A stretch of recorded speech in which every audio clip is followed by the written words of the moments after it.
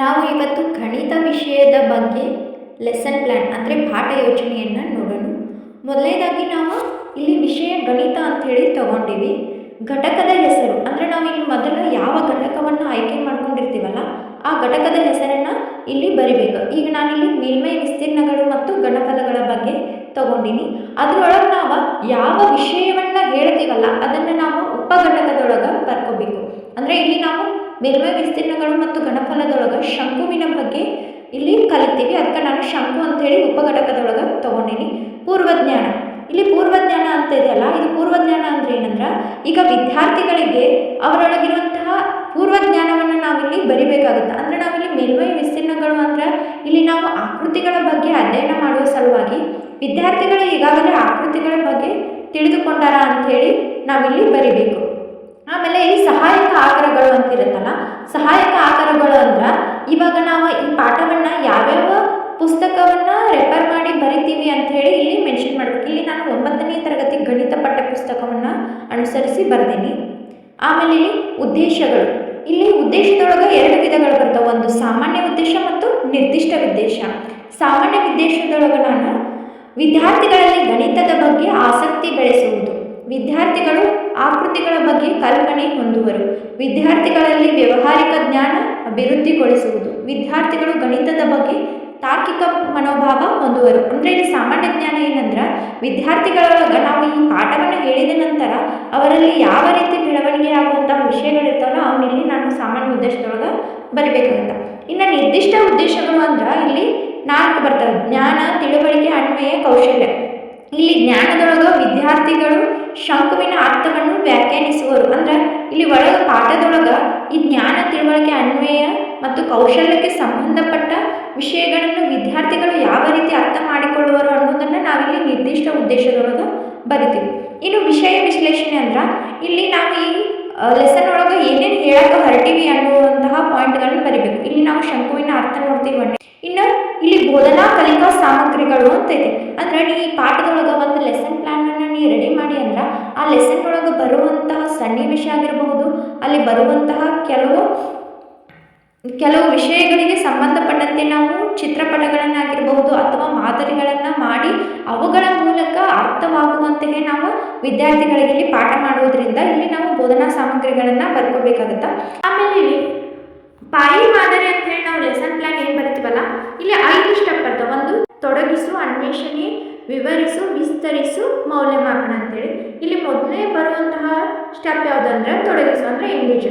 ಇಲ್ಲಿ ನಾವು ವಿದ್ಯಾರ್ಥಿಗಳಿಗೆ ಕೆಲವೊಂದಿಷ್ಟು ಪಾಠಕ್ಕೆ ಪೂರ್ವವಾಗಿ ಒಂದಿಷ್ಟು ಕ್ವಶನ್ಗಳನ್ನು ಕೇಳ್ತೀವಿ. ಆ ಕ್ವಶನ್ ಕೇಳಿದ ನಂತರ ಅವರ ಬಾಯಿಂದ ಆ ಪಾಠಕ್ಕೆ ಸಂಬಂಧಪಟ್ಟಂತಹ ವಿಷಯವನ್ನು ಹೊರತೆಗೆಯುವ ಕೆಲಸ ಈ ತೊಡಗಿಸುವೊಳಗೆ ಮಾಡ್ತೀವಿ ನಾವು.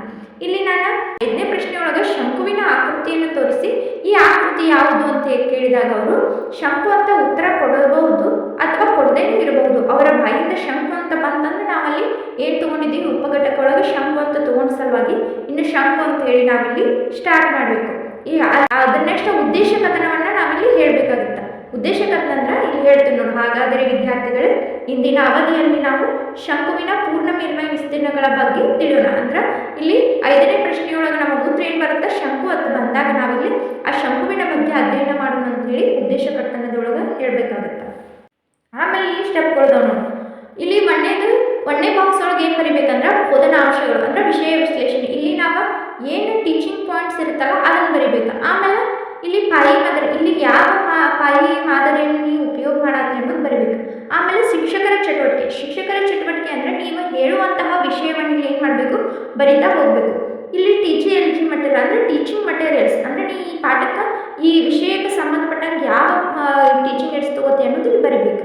ಆಮೇಲೆ ವಿದ್ಯಾರ್ಥಿ ಚಟುವಟಿಕೆ ಒಳಗೆ ಶಿಕ್ಷಕರ ಚಟುವಟಿಕೆ ಒಳಗೆ ಅಂದರೆ ನೀವು ಹೇಳಿದಂತಹ ವಿಷಯವನ್ನು ವಿದ್ಯಾರ್ಥಿಗಳು ಅರ್ಥ ಮಾಡ್ಕೊಂಡಾರ ಅಥವಾ ಅವರು ಏನು ನೀವು ಹೇಳಿದಂಥ ವಿಷಯವನ್ನು ಬರೆದುಕೊಳ್ತಾರ, ಪಟ್ಟಿ ಮಾಡ್ಕೋತಾರ ಅನ್ನುವಂತಹದ್ದನ್ನೆಲ್ಲೇ ವಿದ್ಯಾರ್ಥಿ ಚಟುವಟಿಕೆ ಒಳಗೆ ಬರಿತಾ ಹೋಗಬೇಕು.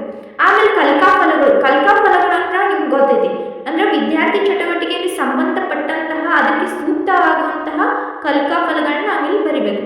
ಇಲ್ಲಿ ಎಕ್ಸಾಂಪಲ್ ನೋಡ್ರಿ, ಮನೆಯೊಳಗೆ ವಿದ್ಯಾರ್ಥಿಗಳು ಪಟ್ಟಿ ಮಾಡುವರು ಅಂತೇಳಿ ಬರ್ತೀನಿ. ಕ್ವಶನ್ ಏನು ಕೇಳಿವಿ, ಶಿಕ್ಷಕರ ಚಟುವಟಿಕೆ ಒಳಗೆ ಶಂಕು ಆಕೃತಿಯನ್ನು ಹೋಲುವ ನೀವು ನೋಡಿರುವ ವಸ್ತುಗಳನ್ನು ಪಟ್ಟಿ ಮಾಡಿರಿ ಅಂತ ನೀವು ಶಿಕ್ಷಕರು ಹೇಳಿದಾಗ ವಿದ್ಯಾರ್ಥಿ ಚಟುವಟಿಕೆ ಒಳಗೆ ಏನು ಬರ್ತವೆ ಅಂದರೆ ವಿದ್ಯಾರ್ಥಿಗಳು ಪಟ್ಟಿ ಬರ್ತೀವಿ. ಅಂದರೆ ಇಲ್ಲಿ ಕಲಿಕಾ ಫಲಗಳು ಏನಾಗುತ್ತಂದ್ರೆ ಮಾಡುವರು ಅನ್ನೋದನ್ನು ಬರ್ತೀವಿ. ಇಲ್ಲಿ ಎರಡನೇದು ಅದೇ ರೀತಿ ನೋಡು, ಆಕೃತಿಗಳ ವಿಸ್ತೀರ್ಣಗಳನ್ನು ಬರೆದುಕೊಳ್ಳುವರು ಅಂತೈತೆ. ಅಂದರೆ ಇಲ್ಲಿ ವಿದ್ಯಾರ್ಥಿಗಳು ಏನು ಮಾಡ್ತಾರೆ, ಆ ಆಕೃತಿಗಳನ್ನ ಪುನರಾವರ್ತಿಸುವುದು ಅಂತೇಳಿ ಇಲ್ಲಿ ಬರಿತೀವಿ. ಹಂಗಾಗಿ ಇಲ್ಲಿ ಕಪ್ಪು ಹಲಿಗೆ ಸಾರಾಂಶ ಅಂದರೆ ಅಂದರೆ ಶಿಕ್ಷಕರ ಚಟುವಟಿಕೆ ಒಳಗೆ ನೀವು ಏನೋ ಒಂದು ಡೈಗ್ರಾಮ್ ಆಗಿರಬಹುದು ಅಥವಾ ನೀವು ಯಾವುದೋ ಒಂದು ವಿಷಯವನ್ನು ಹೇಳಬೇಕಾದ್ರೆ ಅಲ್ಲಿ ಬರುವಂತಹ ಡೆಫಿನಿಷನ್ ಆಗಿರಬಹುದು ಅಥವಾ ಪ್ರಮುಖವಾದ ಮಾಹಿತಿಗಳನ್ನು ನಾವೇನು ಮಾಡಬೇಕು, ಈ ಕಪ್ಪು ಹಲಿಗೆಯೊಳಗೆ ಬರಿತಾ ಹೋಗಬೇಕು. ಅದೇ ರೀತಿ ಮತ್ತೆ ನಮ್ಮ ವಿಷಯವನ್ನು ಇಲ್ಲಿ ವಿವರವಾಗಿ ವಿವರಿಸ್ಬೋದು. ನಾವು ಅಂದರೆ ಮೂರನೇ ಸ್ಟೆಪ್ ಯಾವುದಂದ್ರೆ ವಿವರಿಸು ಅಂತ ಹೇಳಿ ಬರುತ್ತೆ. ಅಂದರೆ ನಾವಿಲ್ಲಿ ಪ್ರತಿಯೊಂದು ನಮ್ಮ ವಿಷಯವನ್ನು ವಿವರಣೆ ಮಾಡ್ಕೊತಾ ಹೋಗ್ತೀವಿ. ಇಲ್ಲಿ ಎರಡನೇ ಪೇಜ್ ಒಳಗೂ ನಾವೇನು ಮಾಡಿವಿ, ನೇರ ವೃತ್ತಪಾದ ಶಂಕು ಮತ್ತು ನೇರ ವೃತ್ತಪಾದವಲ್ಲದ ಶಂಕುವಿನ ವ್ಯತ್ಯಾಸವನ್ನು ಶಿಕ್ಷಕರ ಚಟುವಟಿಕೆ ಒಳಗೆ ಹೇಳ್ತೀವಿ. ಆಮೇಲೆ ವಿದ್ಯಾರ್ಥಿ ಚಟುವಟಿಕೆ ಒಳಗೂ ಅದಕ್ಕೆ ಸಂಬಂಧಪಟ್ಟಂತಹ ವಿಷಯವನ್ನು ಬರಿತೀವಿ. ಆಮೇಲೆ ಕಪ್ಪು ಹಲಿಗೆ ಒಳಗೂ ಅದಕ್ಕೆ ಸಂಬಂಧಪಟ್ಟಂತಹ ವಿಷಯಗಳನ್ನಾಗಿರ್ಬೋದು ಅಥವಾ ಚಿತ್ರಗಳನ್ನ ನಾವಿಲ್ಲಿ ಬರಿತಾ ಹೋಗಬೇಕು. ಹಾಗೆ ನಾವಿಲ್ಲಿ ನಡು ಏನು ಮಾಡಬೇಕಂದ್ರೆ ವಿದ್ಯಾರ್ಥಿಗಳಿಗೆ ನಾವು ಹೇಳುವಂತಹ ಪಾಠ ಅರ್ಥ ಆಗಬೇಕು ಇಲ್ಲ ಅಂತೇಳಿ ಕೇಳುವ ಸಲುವಾಗಿ ಕೆಲವೊಂದಿಷ್ಟು ಪ್ರಶ್ನೆಗಳನ್ನು ಅವರಿಗೆ ನಾವು ಕೇಳ್ಕೊತಾ ಹೋಗಬೇಕು. ನಾವು ಮೌಲ್ಯಮಾಪನ ಸ್ಟೆಪ್ ಬರುತ್ತೆ. ಕೊನೆಯ ಸ್ಟೆಪ್ ಯಾವುದಂದ್ರೆ 5 ಒಳಗೆ ಮೌಲ್ಯಮಾಪನದೊಳಗೆ ನೀವು ಭಿನ್ನ ಸ್ಥಳನಾದರೂ ತಗೋಬಹುದು ಅಥವಾ ನೀವು ಹೊಂದಿಸಿ ಬರೆಯಿರಿನೂ ತಗೋಬಹುದು. ನಿಮಗೆ ಯಾವ ಅನುಕೂಲ ಆಗುತ್ತಲ್ಲ ಎರಡರೂ ಅಂತ ಏನು ಮಾಡಬೇಕು, ತಗೊಂಡು ಬರೀಬೇಕು. ಆಮೇಲೆ ನಾವು ಇದನ್ನೆಲ್ಲ ಆದಮೇಲೆ ಇಲ್ಲಿ ಲಾಸ್ಟ್ಗೆ ಒಂದು ಗೃಹಪಾಠ ಕೊಡಬೇಕು. ಈ ಗೃಹಪಾಠ ಕೊಡೋದೇನಂದ್ರೆ ಕಂಪಲ್ಸರಿ ನಾವು ಕೊಡಲೇಬೇಕಾಗುತ್ತೆ.